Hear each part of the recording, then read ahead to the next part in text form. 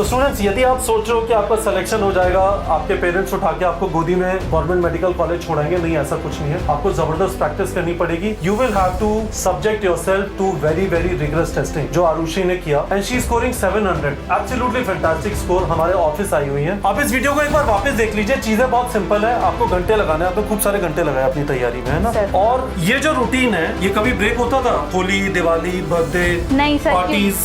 नहीं सर, क्योंकि मैं घर से बाहर रहती थी, एक तरह से हॉस्टल ही था वो, तो इसीलिए बर्थडेज पे भी इतना नहीं होता था। बर्थडेज पे घर पे। तो आप जहाँ पे भी रहती थी, यदि मैं सड़क की दूसरी साइड पे, एक आपका घर लेट से ग्लास का है, और यदि मैं देख सकता हूँ तो हर रोज मुझे दिखाई देगा कि आप 5 बजे उठी, 6 बजे एलन पहुंच गई, 6 से 1:30 बजे तक वहाँ पे पढ़ी, सो गई, खाना खा के 4:30 बजे उठी, 4:30 से 12 बजे तक पढ़ी, बीच में कभी आप 30 मिनट के लिए वॉक पे चले गए, डिनर कर लिया, और एक जगह तक रिविजन करती है, फिर क्वेश्चन प्रैक्टिस हर रोज। गुड आफ्टरनून स्टूडेंट्स, हमारे साथ आरुषि सिंगल है, ऑफिस आई हुई है। इनका सेकेंड अटेम्प्ट में स्कोर है 700। तो आरुषि से जरा समझने की कोशिश करेंगे इनकी स्टोरी। इन्होंने ड्रॉप करके 700 स्कोर किया, which is an absolutely fantastic score. Arushi, सबसे पहले ये बताइए, आपका फर्स्ट अटेम्प्ट में क्या स्कोर था? सर, मेरा फर्स्ट अटेम्प्ट में स्कोर 605 था। 605 था। तो आप 605 से 700 पहुंची है।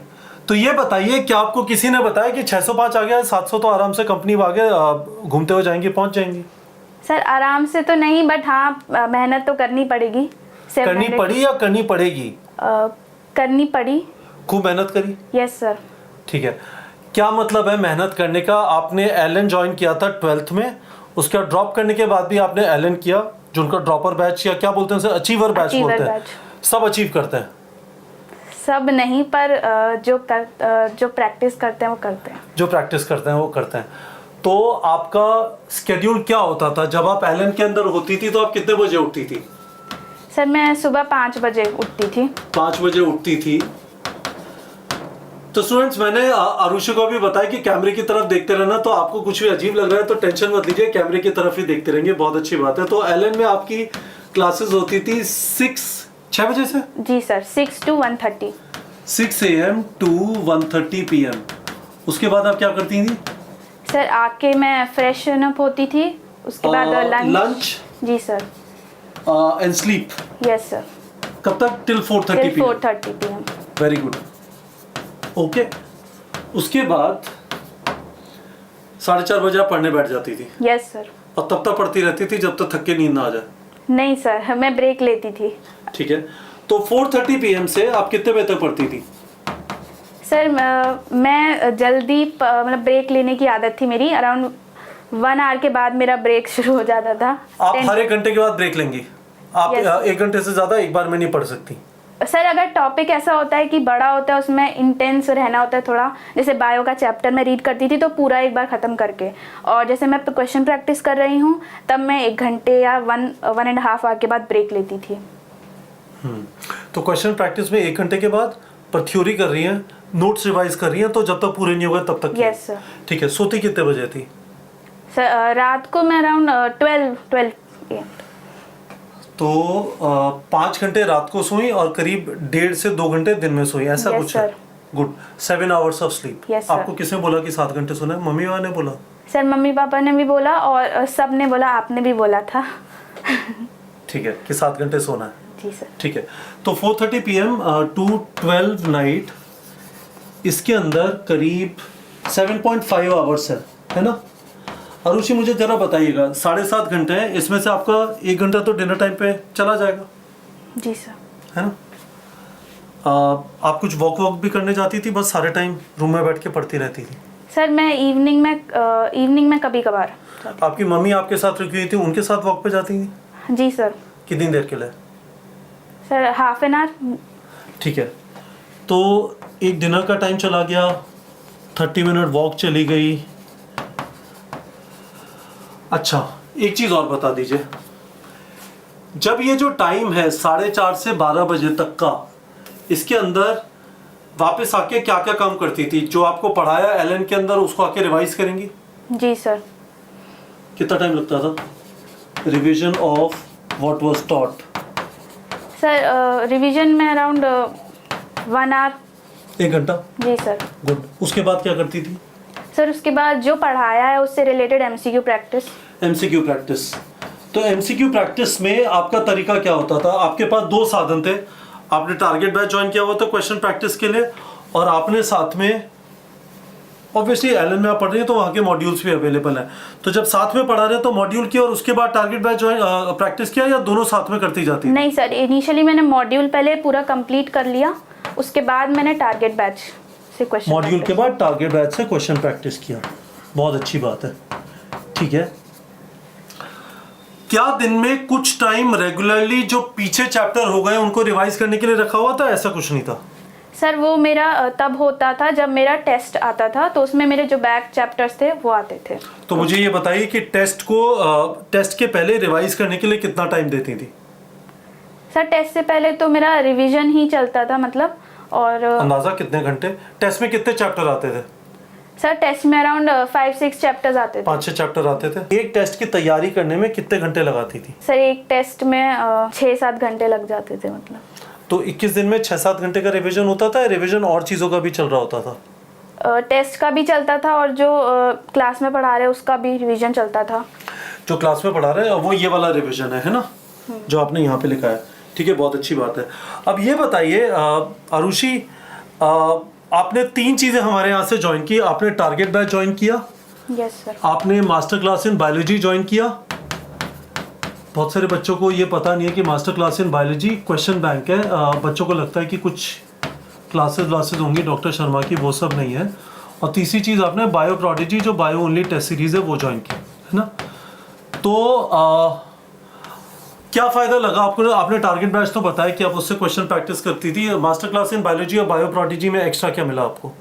सर बायो प्रोडिजी और मास्टर क्लास में हम जैसे हम एनसीईआरटी पढ़ते हैं तो हम उतना डेप्थ में नहीं पढ़ पाते या हर लाइन का मीनिंग नहीं समझ पाते, तो वो जब हम उसमें क्वेश्चंस करती थी तो उसमें मतलब मेरी प्रैक्टिस भी होती थी और ये भी पता चलता था कि वो क्वेश्चन भी एक्चुअली है एनसीईआरटी में। शर्मा सर के ऑडियो एक्सप्लेनेशन सुनती थी? जी सर, हर एक क्वेश्चन का, या वो क्वेश्चन जो गलत हुआ? नहीं सर, ऑडियो एक्सप्लेनेशन मैंने हर क्वेश्चन के सुनी। हर क्वेश्चन का सुना और हर एक क्वेश्चन आपने अटेम्प्ट किया? जी सर। इन्विक्टस वगैरह अटेम्प्ट नहीं किया? ये ऑनलाइन था या आपके पास बुक थी? सर ऑनलाइन था। ऑनलाइन था, तो आप फोन पे प्रैक्टिस करती थी? सर मेरा लैपटॉप था। लैपटॉप पे।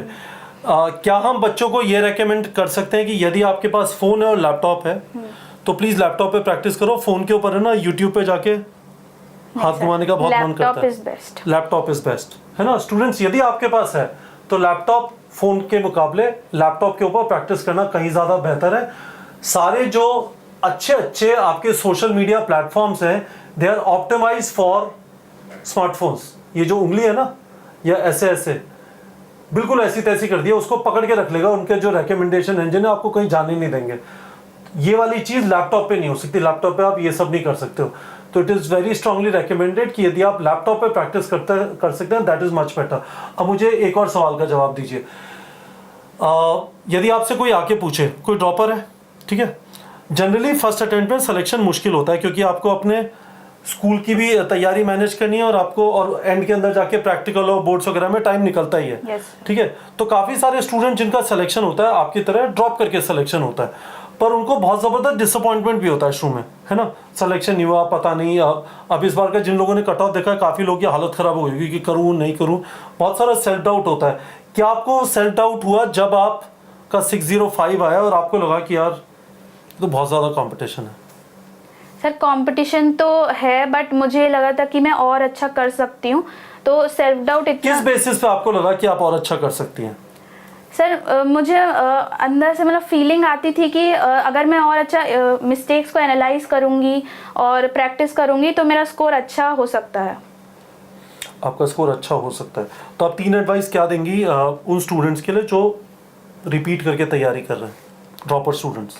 सर पहली एडवाइस तो यही है कि अगर आपका फर्स्ट अटेम्प्ट में नहीं होता है तो उसे गिव अप नहीं करना है कि मैं नहीं कर सकता या कर सकती। किस जगह पे जाके गिव अप करना है? सेकंड अटेम्प्ट में, थर्ड अटेम्प्ट में? उसका आप जवाब नहीं दे पाएंगे, आपको भी नहीं पता, ठीक है, पर गिव अप नहीं करना है फर्स्ट अटेम्प्ट में। दूसरा क्या? सर दूसरा ये कि जो भी मिस्टेक्स करी हैं उनका एनालिसिस प्रॉपर होना चाहिए, और चाहे वो सिली मिस्टेक्स हो या कॉन्सेप्चुअल मिस्टेक्स हो, उसका एनालिसिस होना चाहिए। तो यहाँ पे आपको टारगेट बैच में एक फायदा उन वाली मिस्टेक्स में ये होता था, जब भी आप कोई क्वेश्चन गलत करती थी तो वहां पे सोल्यूशन अवेलेबल होता था। Yes sir. तो जब भी कोई क्वेश्चन गलत होता था, ऐसा नहीं हुआ कि आपने कहा चलो यार ऐसे एग्जाम में थोड़ी आते क्वेश्चन, आगे बढ़ गए, उसका सोल्यूशन नहीं देखा, that never happened. No sir. आपने हर एक क्वेश्चन जो भी गलत हुआ कम से कम उसका सोल्यूशन देखा। मास्टर क्लास इन बायोलॉजी में कह रही है आपने हर एक क्वेश्चन का Yes, सोल्यूशन sir. सुना। गुड। तीसरी एडवाइस क्या है? सर तीसरी एडवाइस यही है कि टेस्ट देने हैं हमें और फ्रीक्वेंसी बढ़ानी है हमें टेस्ट की, सिलेबस टाइमली कंप्लीट करना है। गुड। तो आपके हर 21 दिन के अंदर टेस्ट हो रहे थे एलन में, जी सर। फिर इधर टारगेट बैच के टेस्ट चालू हो गए शुरू में हर 15 दिन और उसके बाद हर 7 दिन में, और उसके अलावा बायो प्रोडिजी के टेस्ट रेगुलरली चल रहे थे। Yes sir. तो आपने टोटल मिला के कितने टेस्ट दिए होंगे अपनी इस तैयारी के अंदर ड्रॉप करने के बाद? सर मेरे अराउंड 200 टेस्ट टोटल हो गए थे प्रोडिजीज मिलाकर। 200 टेस्ट। तो स्टूडेंट्स, यदि आप सोच रहे हो कि आपका सिलेक्शन हो जाएगा, आपके पेरेंट्स उठा के आपको गोदी में गवर्नमेंट मेडिकल कॉलेज छोड़ेंगे, नहीं, ऐसा कुछ नहीं है। आपको जबरदस्त प्रैक्टिस करनी पड़ेगी। You will have to subject yourself to very very rigorous testing, जो आरुषि ने किया, and she scoring 700, absolutely fantastic score. हमारे ऑफिस आई हुई है। आप इस वीडियो को एक बार वापस देख लीजिए, चीजें बहुत सिंपल है, आपको घंटे लगाने हैं, आपने खूब सारे घंटे लगाए अपनी तैयारी में, है ना सर। और ये जो रूटीन है, ये कभी ब्रेक होता था?